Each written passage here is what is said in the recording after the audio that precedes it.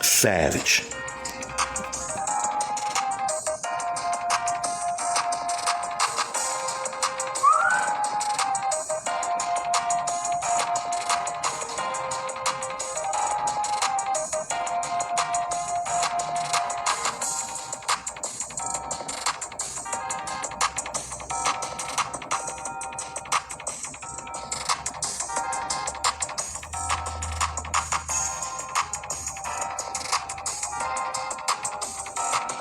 Welcome to another edition of the Savages Midweek mini podcast. What's up, y'all? It's been a while since I did one of these motherfuckers. I know. I just do them here and there when it's a really big fight week for WMMA. And it is. It certainly is. But first, let's do a little recap on the fight night for Spann versus Smith. Let's go over the WMMA fights. Of course, on the main card, we had your girl violence queen, Ariana Lipski versus Mandy Bohm. Mandy Bohm got her ass kicked, y'all. This fight was, I guess intended in people's minds to be exciting and back and forth and, a nice display of, individual talents. Well, it was only one individual talent being displayed, and that was the overhand right and head kicks and combinations of the violence queen. I mean, Mandy tried, but after a while, she just looking up at the fucking clock trying to get the fuck out of there. I mean, she just didn't seem to stand a chance in this fucking fight. It's the, the annual welcome to the UFC ass whooping. And it happens. It happens to the best of them, She'll be all right. But yeah, this was a unanimous ass whooping decision by the violence queen. And of course, we had Rocky Pennington making a comeback against Pannie Kanzide. Pannie Kanzide really just needed to stay off the damn fence in this fight, and she was a little more willing than she needed to be. I mean, she had the hand speed, the combinations, but Rocky did show a nice jab when she used it, and she delivered some nice, some nice hard punches. But it's just in the clinch. She just was bodying Pannie, and that led to, I won't call it an easy unanimous decision. It was kind of close, but in my view, I think the judges got it right this time, and it was a clear unanimous decision by Rocky Pennington. Also, before I go into UFC 266, I want to talk about that for a minute. Hanny Goldie came back from a beating she was getting by Sarah Alpar and went on to win in the first round due to a submission by armbar. And congratulations to Erin Blatchfield on a big unanimous ass whooping. And her debut, that was, I'm fucking this up. That was Emily Whitmire, who lost to Hanny Goldie. And Alpar was defeated by Erin Blatchfield. I apologize, y'all. I'm getting confused. I guess 4 fights is a lot for me, That's a lot of WMMA fights. You start to forget what the fuck happened. I don't know. I'm used to that. So, Volkanovski versus Ortega on this card. We have another 4 WMMA fights. Of course, we got the champ, the queen of 125 pounds, Valentina, versus Lauren Murphy. I think it's time for Lauren Murphy's luck to run out, but we'll see.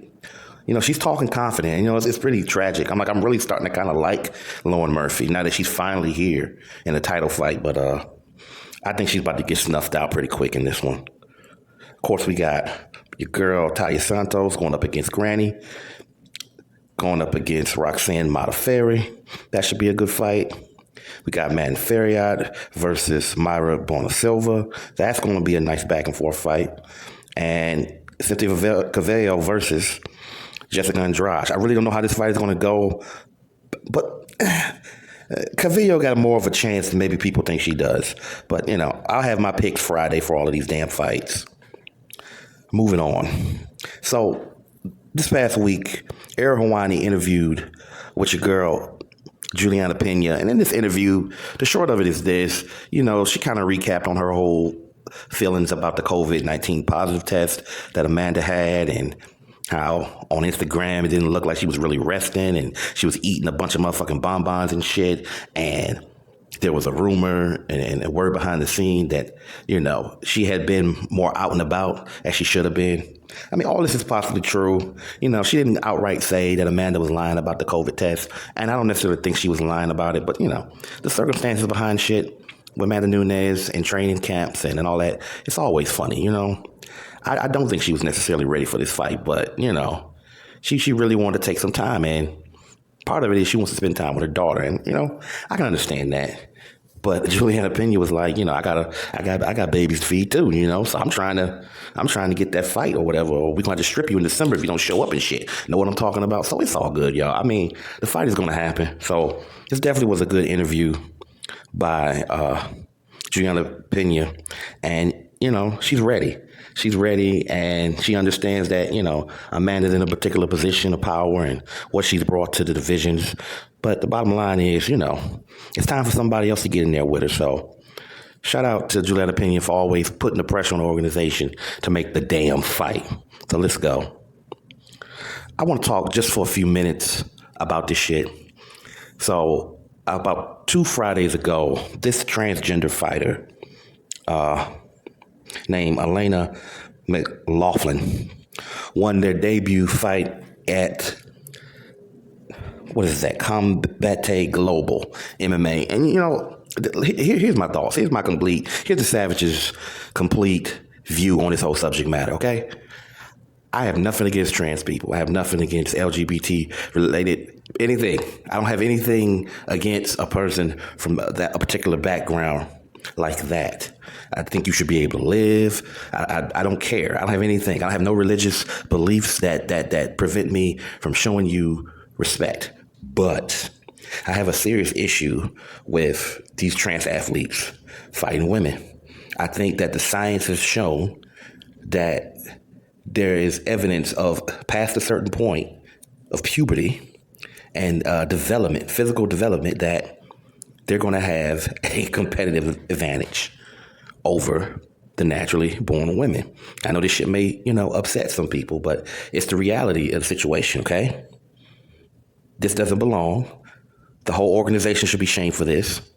And I feel sorry for the fighter, even though she took the fight. I feel sorry for the family of the fighters. I feel sorry for all other girls, because this is just madness and it needs to fucking stop. And Elena can sit there all she wants and wear a shirt talking about end trans genocide.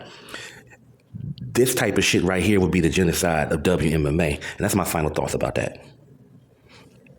And I just want to close out with a little bit of talk about 3 non-title fights, not 266 related, that I'm looking forward to next month. Starting with Aspen Ladd versus Macy Chiasson. I like this fight because it's a call-out fight. I love call-out fights. And it's a revenge call-out fight. So I'm really excited about that. And I like the fact that Macy is kind of putting it on the line, It makes me have a little more, or even more respect for her as a professional fighter. Mackenzie Dern versus Marina Rodriguez. My pick has not changed. I mean, I've had this pick from a long ago. I'm going with Mackenzie Dern by submission, but it won't be that easy to just get Marina down, and Dern is not the greatest at takedowns, but better believe in this fight. As soon as the takedown happens, it's going to be like Marina Rodriguez and landed in a submission snake pit. Know what I'm talking about? So, yeah. So, that's going to be October the 9th. The Aspen fight is the 2nd of October. And finally, Holly Holm takes on Norma Dumont, which is pretty much an unofficial title eliminator, since the featherweight division isn't really a fucking division anymore. It really never really was a division. So I'm going with Dumont by decision, but, Holly just chasing another motherfucking title shot. I don't know why she wanted to get head kicked by motherfucking Amanda Nunes. Head kick you with your own head kick that made you famous, but any damn way. So that's it. Hit that motherfucking like button. I see y'all motherfuckers on Friday. This is Savage WMMA Fan, and I'm out.